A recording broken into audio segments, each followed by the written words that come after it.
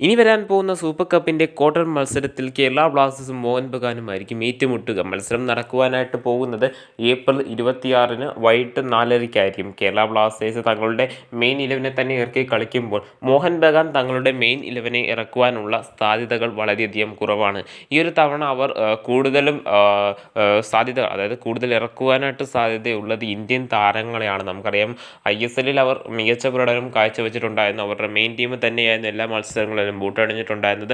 ISL league ഷീൽഡും അതുപോലെ തന്നെ ISL കപ്പും നേടിയെടുത്തുകൊണ്ടാണ് അവർ സൂപ്പർ കപ്പിലേക്ക് വരുന്നത്. ഈ ഒരു സാഹചര്യത്തിൽ അവർ സൂപ്പർ കപ്പിനെ അത്രയധികം സീരിയസ് ആയിട്ട് എടുത്തിട്ടില്ല എന്നാണ് അറിയാനായിട്ട് സാധിക്കുന്നത്.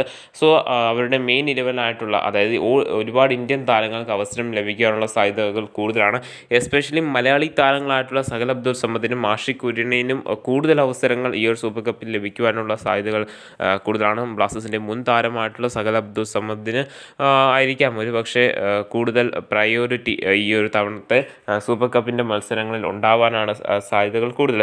ഇങ്ങനെയാണെങ്കിൽ പോലും അവരുടെ ഇന്ത്യൻ സ്ക്വാഡിന് പോലും അത്രയധികം ക്വാളിറ്റി ഉള്ള ഒരു സ്ക്വാഡാണ്. ധീരജ് സിംഗ് ആയിരിക്കും ഒരു പക്ഷേ അവരുടെ ഗോൾ കീപ്പറായിട്ട് വരിക. അവരുടെ സെക്കൻഡ് ഗോൾ കീപ്പറായിട്ടുള്ള ധീരജ് സിംഗ് ആയിരിക്കും അവരുടെ മെയിൻ ഗോൾ കീപ്പറായിട്ട് ഒരു പക്ഷേ സൂപ്പർ കപ്പിൽ ബൂട്ടണിയുക. നമുക്കറിയാം, ഒരു പക്ഷേ അവരുടെ മികച്ച പ്രകടനം അവരുടെ ഇന്ത്യൻ താരങ്ങൾക്ക് പോലും അത്രയധികം ക്വാളിറ്റി ഉള്ളതിനാൽ തന്നെ കേരള ബ്ലാസ്റ്റേഴ്സിന് ഒട്ടും എളുപ്പമായിരിക്കില്ല ഈ ഒരു മത്സരം ജയിക്കുക എന്നുള്ളത്. നല്ലൊരു ടൈറ്റ് ഒപ്പോണൻ്റ് തന്നെയാണ് മോഹൻ ബഗാൻ. ഒരിക്കലും അവരെ വില കുറച്ച് കാണുവാനായിട്ട് സാധിക്കുന്നതല്ല. എന്തൊക്കെയായാലും കേരള ബ്ലാസ്റ്റേഴ്സിന് ഈ ഒരു മത്സരം വിജയിക്കാൻ സാധിക്കട്ടെ എന്ന് നമുക്ക് പ്രതീക്ഷിക്കാവുന്നതാണ്.